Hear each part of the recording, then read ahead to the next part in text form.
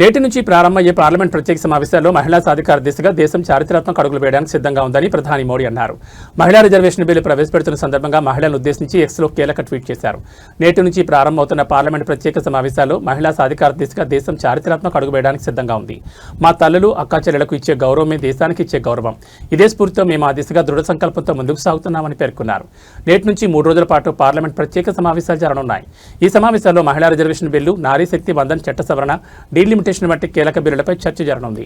2023లో ఆమోదించబడిన మహిళా రిజర్వేషన్ చట్టమైన నారీ శక్తి బంధన్ చట్టాన్ని పూర్తిగా అమలు చేయడమే ఈ బిల్లుల లక్ష్యం.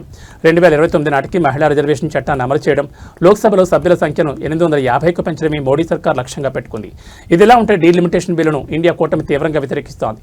అంతేకాకుండా మహిళా రిజర్వేషన్ బిల్లు కూడా కేంద్రం దురుద్దేశంతోనే తీసుకొస్తోందని ఆరోపిస్తోంది. అయితే బిల్లులపై ఇండియా కూటమి వర్సెస్ ఎన్డీఏ కూటమి మధ్య ఫైటింగ్ జరిగే సూచనలు కనిపిస్తున్నాయి. 3 రోజుల ప్రత్యేక సమావేశాల్లో బిల్లులు ఆమోదం పొందుతాయా లేదా అన్నది వేచి చూడాలి.